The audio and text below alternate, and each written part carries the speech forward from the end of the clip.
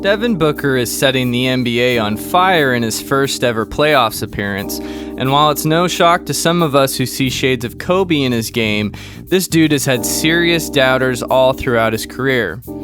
It's great to see such a young star begin to cement himself as a superstar, and it's even better seeing how he's doing it. You may not realize it, but there's really not much flair to Devin Booker's game. He almost reminds me of a guard version of Tim Duncan, just using his movements as efficiently as possible by maximizing his use of the fundamentals of basketball. There are a couple of these fundamentals that have stood out to me particularly in these playoffs, and one of them is his ability to keep his man on his back, or in other words, in jail. You see, even the most talented NBA players on the perimeter still need to beat their defenders off the dribble or in pick and roll, and the key is, once you have them beat, don't let them back into play. Booker has the rare talent of not only feeling where his man is, but being able to use both of his hands comfortably enough to counter where his defender is going. When the Clippers went into his zone here and he was left open, he didn't just go for the shot. Instead, he fakes the pass to the corner to keep Paul George at bay, then using the right side of his body to shield the defender, he dribbles with his left and then snakes to his right before rising up for the easy mid-range jumper. And snaking the dribble like this is just another fundamental that he's mastered. He doesn't just do this going from his left hand to his right hand though. On this pick and roll, the Clippers look like they are hedging since Cousins is playing on top of the action, but it's actually a switch.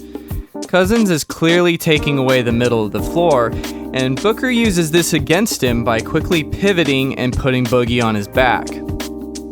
At this point, Boogie obviously can't do anything other than to stick his hands in the air and look like Ricky Rubio defending James Harden. And while Kennard has switched on to Saric, he still tries to poke the ball away from Booker when he dribbles it. But Booker's dribble is so tight that he gets to his left hand without losing the ball, and now the middle of the floor, which was previously taken away, is now available to him. He continues his move and fakes the mid-range shot before kicking it out for a wide-open three. Against the Nuggets, the Suns had Booker leak from the paint into a double handoff action, which drew all sorts of attention from the defense. And after effortlessly getting around the hedge, he makes sure to keep Austin Rivers behind him, then snakes to his left, and you can see the terrible predicament Campazzo is left in here, all because Booker has eliminated Jokic and Rivers from the play, despite them doing all they can to stop him. The most impressive thing about this aspect of Booker's game is the fluidity in which he can put his man in jail. Take this play for instance, where Booker is operating off the ball, then lifts from the corner to the wing. The threat of him shooting gets Rivers to overcompensate, and Booker expertly does a 360 spin going left, and once again Rivers is behind him. With Rivers doing all he can to get back into the play, Booker uses his momentum against him by stopping on a dime and pump faking. Once Rivers is in the air, it's game over. And let's not forget about the Lakers, as Devin Booker had a field day against Marc Gasol using these fundamentals.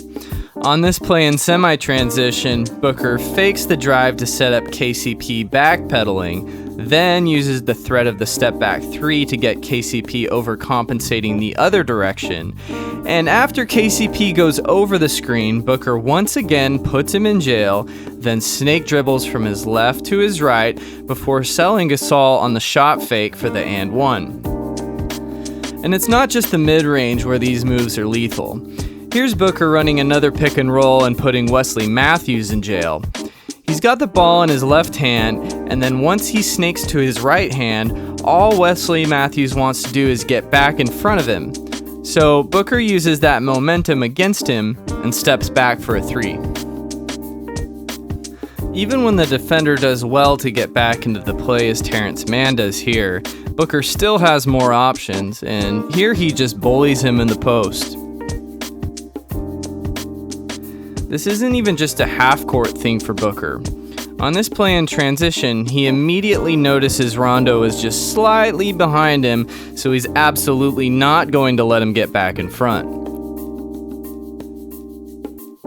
Booker hesitates until Kennard has to give him the lane to recover to his man, then Booker bursts forward again before rising up for an easy look. Well, easy for him. When Booker gets into a rhythm doing this, it's nearly impossible to stop him. And to demonstrate this, let's watch a two-play sequence against the Clippers where Booker and Ayton run pick and roll against Patrick Beverley and Ivica Zubac. On the first one, they run it towards the sideline, and Booker's velocity on his dribble is so overwhelming that when he rises up, he is directly in the middle of three Clippers defenders, but somehow with tons of space. This amount of space is necessary against a high-effort defender like Patrick Beverley, because once the ball leaves his hands, Beverley nearly blocks it.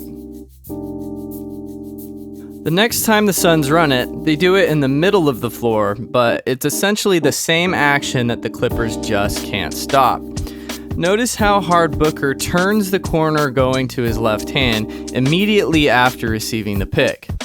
Once he's got the ball in his left hand, he looks back at Beverley in order to know how to keep Beverley behind him and out of the play. After a brief hesitation to read Beverley, he bursts forward to stay in front of him. And let me remind you, this is all with his left hand. He uses the right side of his body to shield and basically bounces off of Beverley in order to create space.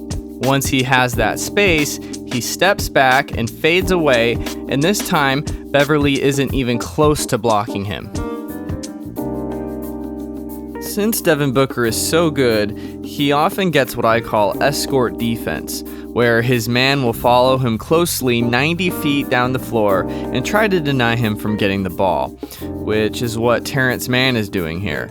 But Booker receives the handoff, and since Mann is so aggressive in trying to bother him, he's immediately out of the play and in jail once Booker gets the ball. So Booker immediately dribbles forward and uses a fake left drive to get Reggie Jackson going the wrong way, and then snakes his dribble to his right hand. And here's a smart move by the Suns, having Ayton set an impromptu screen at the free throw line to get Booker enough space for the mid-range jumper. One of the more impressive elements of this concept of putting his man in jail and snaking the dribble is the pace at which Booker does these things. He can either slow down or speed up depending on the defense, so when a slower man is on him, instead of keeping him on his back, he can just continue forward before snaking the dribble, and then if the defender meets him with a good contest as he rises up, he can just pass out of the shot like he does here. In addition to putting his man in jail by using pick and roll or driving past him, he can also get into this situation by attacking a closeout. On this play, the Lakers are rotating out of pick and roll action, and Booker is left open when he gets the ball.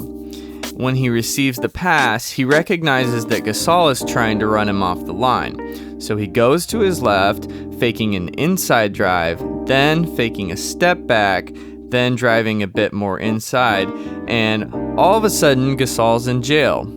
And if we rewatch that, Booker actually fakes two separate step backs, and these tight movements allow him to better gauge his defender so he can counter their positioning. Even a tall and long defender like Gasol has no chance to contest his shot since he's playing from behind. Even if snaking the dribble doesn't yield him an open shot initially, he can just back the ball out and reset, or pass the ball to an open shooter like he does here. And that shot was open because the lane was clogged, taking away Booker's mid-range.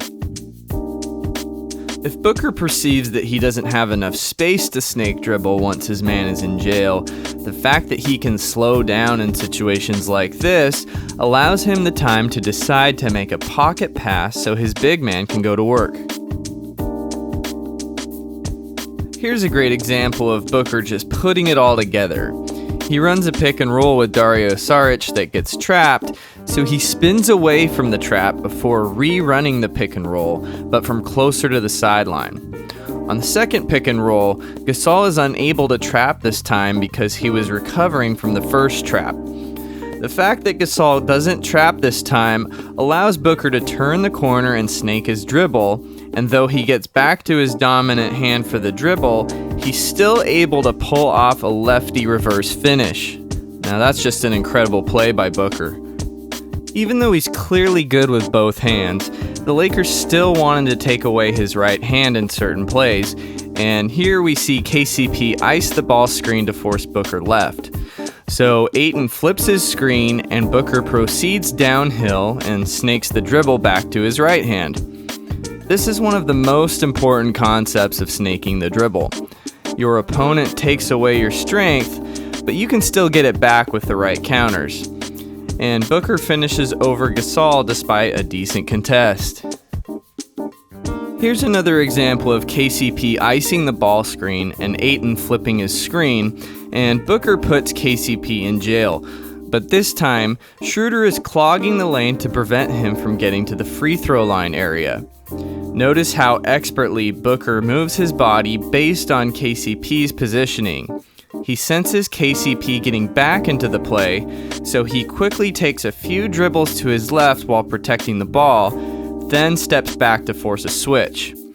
Once the switch occurs, the Lakers double him to avoid the mismatch, and after passing to Chris Paul and receiving it back, he immediately attacks Schroeder for the and one.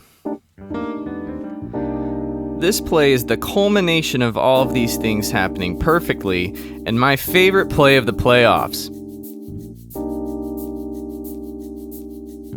Booker runs pick and roll with Ayton and immediately gets Paul George in jail.